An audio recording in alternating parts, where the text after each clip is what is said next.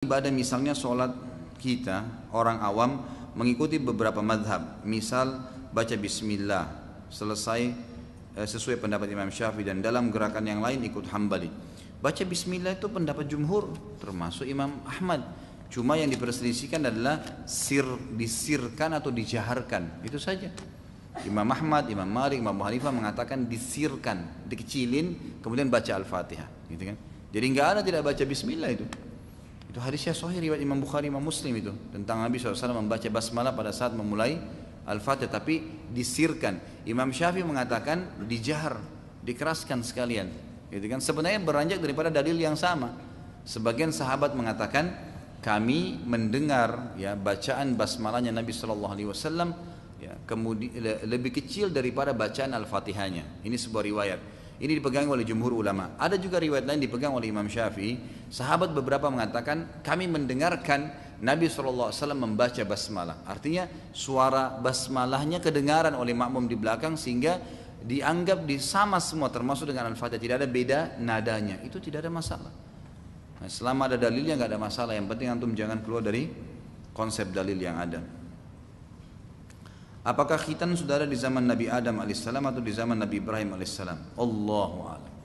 Saya nggak tahu nih. Ya, pertanyaan terlalu jauh ini. Kita tahu adalah khitan sekarang ada di zaman Nabi SAW. Udah, sekarang antum belum khitan, gitu kan? Ya. Jadi nggak usah ditanya dari zaman Nabi Adam atau Nabi Ibrahim, gitu kan? Kenapa Pak Yoyo? Perlu khitan lagi atau gimana nih? Adakah zikir khusus setelah sholat tahajud dan duha? Atau sama zikirnya seperti sholat fardu? Enggak ada zikir khusus.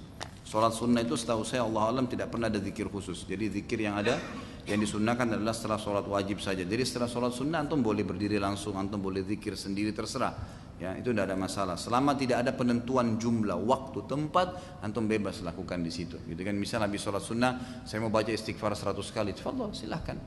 Tapi jangan ikat dengan itu ya, maksudnya jangan setiap habis sholat duha saya harus baca begitu. Nanti jadi seperti rangkaian. Kalau menjadikan dia sebagai rangkaian seakan-akan tidak nyaman atau tidak sah sholat duha tanpa istighfar 100 kali, ini yang tidak boleh. Jadi perbuatan bid'ah, gitu kan. Tapi kalau zikir secara khusus itu habis sholat wajib. Apakah bisa air zam-zam dan buah kurma menjadi obat untuk orang sakit? Sangat bisa, bukan cuma bisa. Nabi SAW mengatakan harus diikuti dengan keyakinan ya. Ya Allah Subhanahu Wa Taala memberikan seseorang itu ya doanya, ya pengobatannya, apa saja kebutuhannya sesuai dengan kadar keyakinannya kepada Allah. Harus yakin memang. Makin banyak keyakinannya, makin tebal keyakinannya, maka makin sempurna balasan dari Allah Subhanahu Wa Taala. Pernah saya sampaikan kisah 3 orang sahabat yang mati di perang Mu'tah kan? Kalau antum masih ingat itu ada Abu Ubaidah bin Jarrah, ada Zaid bin Harithah, dan ada Ja'far bin Abi Thalib, gitu kan? Pada saat Nabi SAW memberikan bendera kepada Zaid bin Harithah, kata Nabi SAW, kamu hai Zaid yang pertama pegang bendera. Kalau kau terbunuh, maka yang pegang bendera Ja'far. Kalau kau terbunuh hai Ja'far, yang pegang bendera Abu Ubaidah. Baiklah. Masuk ke dalam perang, waktu masuk di medan perang antara muslimin dengan Romawi waktu itu ya, berperang terjadi. Nabi SAW gambarkan kepada para sahabat di Masjid Nabawi yang tidak ikut perang. Sekarang pasukanlah muslimin lagi bertakbir, lagi berperang, si fulan lagi memukul si fulan, ada terbunuh orang kafir. Nabi SAW ceritakan peperangan itu, diperlihatkan oleh Allah. Terbunuhlah Zaid bin Harithah dan bendera muslimin jatuh. Ja'far bin Abi Thalib sekarang datang mengambil bendera, kemudian membawanya ke kancah peperangan. Kemudian terjadi peperangan, lalu Ja'far pun terbunuh. Tapi Ja'far waktu terbunuh radhiyallahu anhu agak berbeda. Waktu beliau pegang bendera dengan tangan kanan, tiba-tiba ada musuh dari belakang pegang, potong tangannya, gitu kan? Maka beliau pegang dengan tangan kiri. Ternyata musuh itu segera juga memotong tangan kirinya, terpotong, ditahan sama yang sisa dengan kedua tangannya, maka ditusuk dadanya, matilah, gitu kan? Ternyata waktu Ja'far radhiyallahu anhu terbunuh dengan cara seperti ini, Abu Ubaidah radhiyallahu anhu melihat, gitu kan? Yang sedang terjadi nih, proses terbunuhnya Ja'far bukan main-main, dan yang bertugas setelah jatuhnya Ja'far harus dia. Maka beliau sempat berdiri sejenak. Kata Nabi SAW, Ja'far terbunuh, tugasnya Abu Ubaidah. Abu Ubaidah mundur sejenak, kemudian tidak lama gitu, hitungan beberapa saat, lalu maju mengambil bendera, kemudian maju kancah peperangan sampai terbunuh. Kata Nabi SAW, 3 orang sahabat kalian ini, 2 orang yang pertama Zaid bin Harithah dan juga Ja'far bin Abi Thalib, Allah kasih singgasana di surga memiliki 4 kaki penuh dengan perhiasan. Abu Ubaidah, teman kalian yang ketiga, dikasih singgasana dengan 3 kaki saja, kurang 1 kakinya, perhiasannya lebih sedikit. Para sahabat mengatakan, kenapa ya Rasulullah? Kata Nabi SAW, karena Abu Ubaidah sempat ragu sejenak. Jadi ternyata Abu Ubaidah itu sempat meragu. Ternyata Nabi SAW ceritakan, jadi Abu Ubaidah itu waktu lagi lihat Ja'far terbunuh, dia mundur, kemudian dia sempat ragu. Dia ingin motivasi hati dirinya gitu kan. Dia mengatakan, wahai Abu Ubaidah, tinggal selangkah kau cium surga, majulah. Lalu dia takbir, diambil bendera. Hanya untuk tahan sejenak itu, fasilitasnya kurang. Azan, ini dapat pahala benar nggak ya? Jalan, ragu. Beda dengan azan, selesai semuanya, meeting berhenti, bisnis berhenti, lagi ngomong maaf, sholat, lebih penting ini daripada ini. Uduk langsung sholat, beda pahalanya dengan orang yang ragu-ragu. Tadi kalau saya sholat ini masuk 1 rakaat nggak apa-apa kali ya, yang penting saya ya meeting dulu. Dan terus ini beda, gitu kan? Jadi memang tergantung dengan kadar keyakinan seseorang, harus yakin. Minum zam-zam, kata Nabi SAW, zam-zam liman syuribalah. Zam-zam sesuai dengan niat orang yang meminumnya. Pasti ya pasti. Sembuh penyakit. Banyak cerita masalah itu. Seorang wanita kena kanker payudara sembuh di Mekah gara-gara minum air zam-zam. Banyak kasus terjadi. Imam Syafi'i berhasil memanah, tidak pernah meleset karena berdoa kepada Allah. Minta jadi ulama karena minum zam-zam. Minta masuk surga dengan minum zam-zam. Banyak kasus terjadi. Jadi insya Allah pasti bisa, gitu kan? Kalau kurma sendiri, memang kurma dimasukkan dalam para ulama sebenarnya bukan menyembuhkan penyakit. Jadi kurma sama haba sauda ini 2 hal yang menjadi unggulan Nabi SAW dalam Tibbun Nabawiyah. Kalau kurma itu fungsinya memang untuk nutrisi tubuh, ya, untuk mengembalikan stamina, lebih ke situ ya. Kalau haba sauda lebih kepada pertahanan tubuh. Ini. Jadi itu dibahas oleh Ibnu Qayyim dalam Pengobatan Nabawiyah banyak sekali. Jadi itu insya Allah bisa mengobati orang sakit. Ibadah apa saja yang bisa dikirim untuk orang yang sudah meninggal? Doa, sedekah, haji dan umrah. Gitu kan? Itu yang ada dari sahihnya.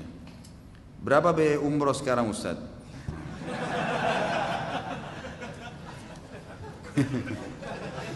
Gimana jawabnya nih Pak? Nanti kalau saya sudah punya travel ya. Kalau sekarang saya nggak tahu. Kalau umroh sama saya pun saya nggak tahu. Cuman saya bilang memang ada umroh dengan saya tadinya tanggal 19 Maret dipindah dari tanggal 24 Maret. Yang berminat saya hubungkan langsung dengan nomor telepon orang yang mengurus masalah itu.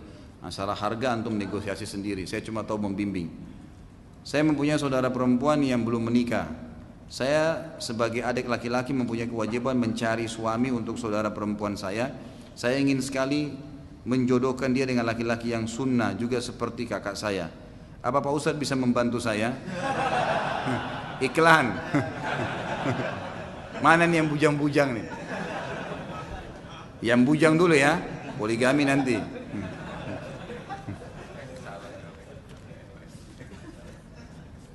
Ini saya sendirikan ya. Mana Abdul Razak? Ini khusus. Mudah-mudahan yang bertanya ini hadir, karena ini kalau tidak salah pertanyaan yang lalu ini. Ada beberapa pertanyaan yang ingin saya tanyakan sebagai berikut. Saya menonton ceramah Ustaz di YouTube tentang ceramah sejarah Nabi yang ke-22 peristiwa perang Uhud bagian pertama. Saya melihat Ustaz terharu menceritakan tentang Hanzalah, peperangan radhiyallahu anhu. Pertanyaan saya, apa yang menyebabkan Ustaz terharu? Kan itu pada saat itu tiba-tiba spontan, saya tidak rekayasa apa-apa. Kisahnya adalah hadis Bukhari di mana Nabi SAW waktu melihat jenazahnya Hanzalah, langsung Nabi SAW alihkan pandangan mata beliau. Sahabat bingung, kenapa? Apa sebabnya? Jadi spontan wajahnya dialihkan ke tempat lain dan kelihatan kayak melihat sesuatu yang tidak boleh gitu. Lalu para sahabat bertanya, ya Rasulullah, kenapa? Kata Nabi SAW, saya melihat bidadari dari istrinya Hanzalah dari surga menjemputnya. Gitu kan? Jadi waktu itu saya betul-betul terharu melihat bagaimana hadis Bukhari, hadis Sahih ini menceritakan memang apa yang Allah janjikan bidadari di surga, gitu kan? Itu nyata, turun menjemput. Nabi SAW berikan kesaksian dalam masalah itu. Artinya memang kita tinggal tunggu ditusuk oleh musuh mati, apa yang Allah janjikan semuanya benar, gak mungkin salah. Bagaimana seorang mukmin atau seorang muslim tidak terharu dengan cerita seperti ini? Ya luar biasa gitu. Kalau bagi saya, Allahu alam kalau ada orang yang tidak merasa itu.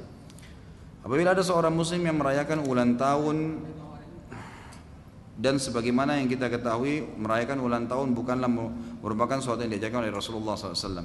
Sudah merupakan kebiasaan orang yang berulang tahun tersebut membawa makanan untuk dibagikan. Pertanyaannya, apakah diperbolehkan kita mengkonsumsi makanan tersebut jika kita diberikan, padahal kita mengingkari perayaan ulang tahun untuk muslim?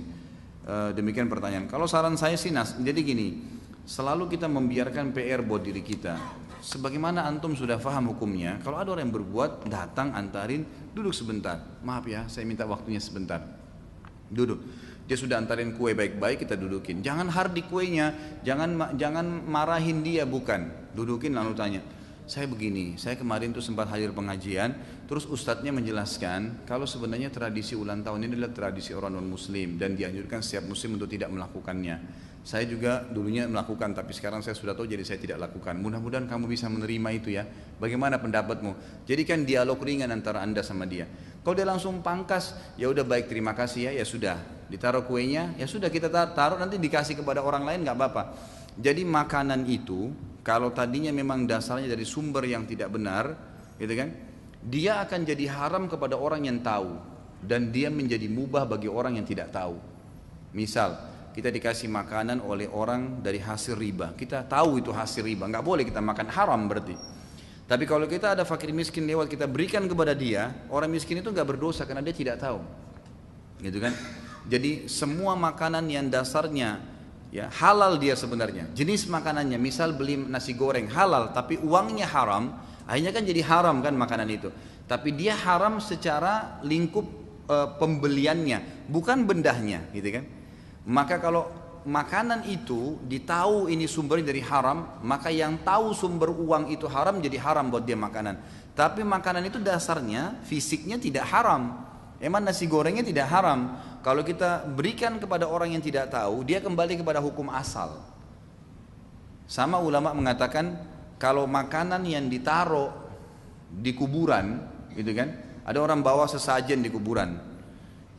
Kalau dia sembelihnya, atau tidak usah sembelihan deh, buah-buahan misalnya. Ada orang bawa anggur, bawa macam-macam paket buahan ditaruh di kuburan seorang yang dianggap alim, gitu kan? Lalu ditinggal sama dia. Di sini ulama bahas, bolehkah seseorang mengambil anggur itu? Jawabannya boleh. Ya. Umumnya ulama mengatakan boleh karena anggur itu sudah kembali kepada hukum asal. Seperti dia hukum asal, gitu kan? Hukum makanan yang tumbuh di jalanan. Ya, jadi seperti itu pendapat ulama ya. Karena memang dianggap kecuali kita tahu sumbernya haram lain lagi. Kalau misalnya ada orang jahil nggak tahu sumbernya dia halal, pendapatannya dia halal, lalu dia beli lalu dia taruh cuma ikut-ikutan orang bilang apa, gitu kan? Maka akhirnya itu jadi hukum asal. Kecuali lagi kalau kita lihat rentetan, kalau dia sembelih selain nama Allah itu lain, itu nggak boleh, jelas dibiarin sampai rusak di situ, gitu kan? Jadi seperti itu gambarannya. Bagaimana hukumnya ketika seorang muslim ada yang berdoa, apa ini? Di jaringan sosial seperti Facebook, BBM padahal atau yang lain, apa maksudnya ini?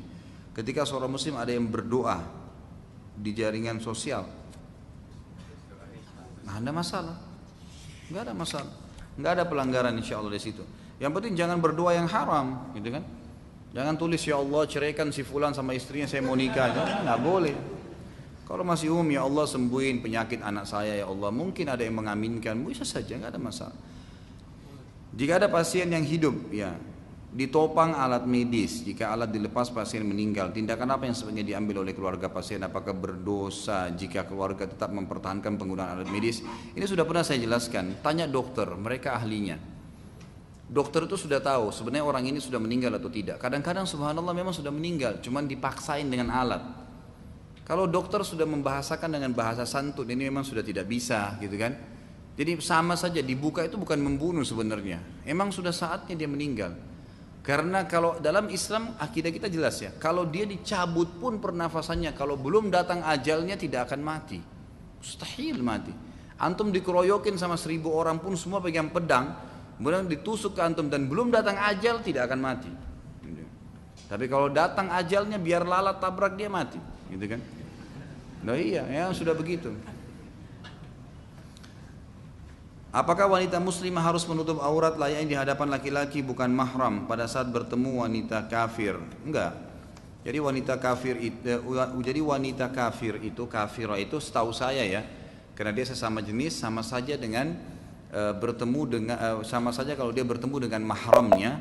Jadi mahram pun itu kalau laki-laki misalnya anak perempuan ketemu dengan ayahnya, maka itu yang dibolehkan adalah leher ke atas, ya, kemudian siku ke lengan, kemudian lutut ke bawah. Jadi sebenarnya anak perempuan pun tidak boleh pakai celana pendek depan ayahnya, apalagi kalau sudah balik, gitu kan. Yang dibolehkan itu di bawah lutut, nggak boleh di atas itu. Tempat-tempat yang bisa memunculkan syahwat tidak dibolehkan. Jadi sama dengan wanita kafirah ini. Ini semua dalilnya ada ya dalam hadis Bukhari bahwasanya sering kali Aisyah radhiyallahu anha kedatangan budak-budak ya, budak-budak wanita ya, yang memang mereka masih kafirah. Kemudian mereka berbaur di rumah Aisyah, masuk. Ada yang masuk Islam, ada yang enggak.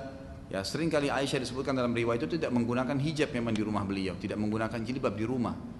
Ya, seperti misalnya kasus pada saat ini contoh riwayat lain yang Aisyah memang di rumah radhiyallahu anha itu diceritakan tidak pakai jilbab kan gitu. Waktu Ibnu Ummul Maktum muadzin Nabi SAW yang buta masuk ke dalam rumah Nabi SAW, waktu itu Aisyah sama Hafsah tidak pakai jilbab gitu kan. Lalu kata Nabi SAW, berhijablah, pakai jilbab kalian. Kata Aisyah, ya Rasulullah, Ibnu Ummul Maktum itu buta gitu kan. Kata Nabi SAW, apakah kalian juga berdua buta? Enggak, tetap harus berhijab. Walaupun laki-laki itu buta, gitu kan? Walaupun dia tidak lihat, tapi kalian kan bisa melihat. Berarti tetap harus berhijab, gitu kan? Jadi di sini riwayat menjelaskan Aisyah di rumah dan Hafsah tidak pakai hijab memang. Dan riwayat lain saya katakan tadi kalau jariyat ini budak-budak wanita datang walaupun non Muslim, itu memang Aisyah tetap dalam kondisinya, gitu kan? Bagaimana hukumnya menghadiri undangan pernikahan di dalamnya ada musik, ikhtilat, bahkan khalwat? Ya, bolehkah menolak? Ikhtilat itu campur baur laki-laki perempuan, khalwat itu berdua antara laki-laki dan perempuan. Jadi begini ikhwah, yang wajib antum hadiri adalah akad nikah. Akad nikah, gitu kan? Itu yang memang dianjurkan untuk hadir. Dan kalau sudah hadir akad nikah, itu berarti sudah hadir dalam acara perkawinan. Umumnya akad nikah itu biasanya, kalau lagi berlangsung kalimat akad nikah kan tidak ada musik, tidak ada apa. Antum fokus hadir di situ saja, gitu kan? Gak usah hadir di gedungnya, kalau gedung ini gak mungkin menghindar, susah. Maka lebih baik jangan hadir di gedung, karena itu tidak ada hubungannya dengan gedung sebenarnya. Yang dianjurkan adalah menghadiri akad nikahnya. Bagaimana cara menyikapi orang-orang di kantor yang membicarakan hal yang tidak enak tentang kita, serta memperlihatkan sikap bahwa dia tidak menyenangi kita, padahal kita diperintahkan oleh pimpinan untuk mengurusi mereka dan menilai kinerja mereka. Mohon saran Ustaz. Jalankan tugas Anda, ya, apa yang dibebankan, apa yang diamanahkan, dan sesuai dengan kadar yang kita terima dari balasan, gitu kan, gajinya. Tugas kita memang supervisi, ya sudah disupervisikan, ya, periksa mereka, nggak usah pedulikan. Ya, mungkin kalau memang itu tugas kita kemudian dia tidak senang, mungkin dia tidak suka untuk diperiksa, tetap aja jalankan tugas, gitu kan. Berbicara sesuatu yang penting yang dibutuhkan, kalau enggak usah. Itu hal-hal mendasar yang saya sarankan. Bagaimana caranya mengetahui orang-orang munafik pada zaman sekarang? Ya, sifat-sifat yang Nabi SAW sebutkan. Kalau berbicara suka bohong, apa kata Nabi? 4 hal yang ada kalau pada seseorang pastikan dia munafik tulen. Kalau berbicara bohong, gitu kan? Tidak ada bohong bagi seorang muslim. Tidak ada bohong, nggak boleh bohong. Mutlak, nggak usah bohong sama sekali. Jujur aja terus. Lazimilah kejujuran kata Nabi SAW walaupun depan mata kalian apa? Kehancuran. Gitu kan? Jadi jelas sekali kita jangan sama sekali mengenal namanya kebohongan. Jujur aja semua. Kata dalam hadis yang dikatakan kulil haq walau kana mur, ucapkan kebenaran walaupun itu pahit. Enggak usah dipedulikan, ucapkan saja. Itu. Kemudian yang kedua, kalau diberikan amanah dia berkhianat. Amanah ini bisa titipan perkataan, bisa harta. Jadi kalau ada teman bilang jangan cerita ya apa yang saya sampaikan. Oh iya, sudah bilang iya, enggak boleh cerita walaupun sama pasangan hidup. Nah, boleh, karena memang sudah kita diamanahkan. Kemudian yang ketiga, apa? Kalau dia berjanji dia pungkirin. Ya, ada orang subhanallah kalau janjian seperti gampang sekali, tapi begitu hari H nggak datang. Saya pernah janjian sama seseorang di Jeddah. Pada saat itu saya lagi pakai baju ihram, subhanallah ya. Saya telepon, iya baik saya datang. Saya nunggu mungkin 2 jam lebih, nggak datang-datang. Setelah itu HP-nya mati, nggak dihubungin, nggak bisa dihubungin.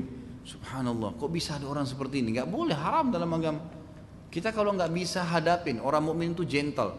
Kita nggak bisa, maaf saya nggak bisa, ada halangan ini. Jelasin, gitu kan? Itu cuma menjelaskan kok. Syaitan pun itu bisa ditepis godaannya dengan penjelasan. Penjelasan, jangan diam. Tiba-tiba pasangan hidup kita, istri atau suami diam tiba-tiba. Tanya, duduk, kenapa? Jelasin, yang diam juga jelasin. Tadi saya begini, tuntas itu, tertutup pintu setan. Tapi setan selalu buat kita supaya nggak mau bicara. Nanti 2 hari lagi, oh ternyata cuma karena itu. Tapi sudah 2 hari musuh-musuhan, gitu kan? Jadi sebaiknya jangan, jelaskan, gitu kan? Seperti itu. Saya bertanya tentang permasalahan jodoh, Ustaz. Saya perempuan, nah ini ikhwah, ada 2 lagi ya, yang kedua. Dan umur saya lewat 33 tahun. Nah, ini Pak Yoyo cocok nih ya. Namun saya kesulitan dalam menentukan untuk menikah. Maksudnya hati saya terkadang malas memikirkan itu. Orang tua dan saudara saya selalu menanyakan apa kira-kira yang saya harus lakukan dan apa doanya Ustaz.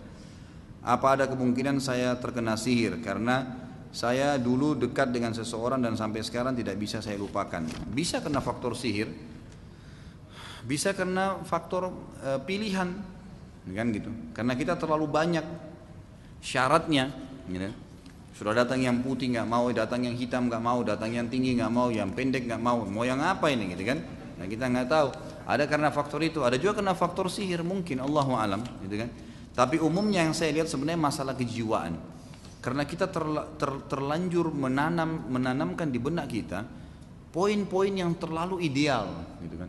Harus begini, harus begini, harus begini, tidak nikah akhirnya, gitu kan? Orang kalau mau beli hewan kurban terlalu banyak pilihan, nggak dapat nanti hari ketiga, hari tasyrik, ya Allah sudah habis kambingnya gitu. Mohon maaf, saya bukan samakan dengan kambing ya. Tapi memang kambing itu simbol kejantanan biasanya, ya makanya dia itu menjadi makanan binatang kesayangan Nabi SAW. Apa kata Nabi SAW? Tidak ada seorang Nabi pun kecuali mengembala kambing dan domba, gitu kan? Sebaik-baik harta seorang muslim adalah kambing. Jadi kambing itu simbol kejantanan kalau dalam Islam, bukan singa, gitu kan?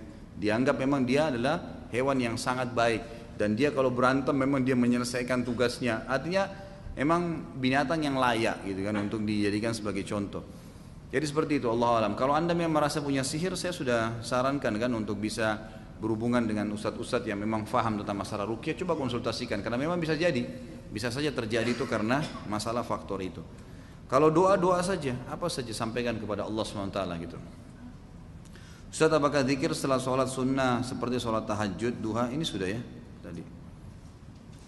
Apakah sholat istikharah boleh dikerjakan di siang hari, misal di waktu duha setelah sholat fardu? Boleh, nggak masalah.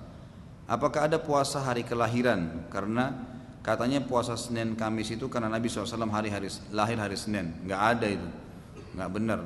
Jadi hadis riwayat Muslim, Nabi SAW waktu ditanya tentang hari Senin, ya pada saat itu kebetulan memang beliau puasa. Beliau mengatakan, karena pertanyaan sahabat itu tentang hari Seninnya, gitu kan? Bukan tentang Nabi lahir kapan, bukan. Sahabat bertanya, ya Rasulullah hari Senin nih, gitu kan? Hari Seninnya yang ditanya. Maka Nabi SAW menjawab tentang masalah Senin itu. Hari itulah aku dilahirkan, hari Senin.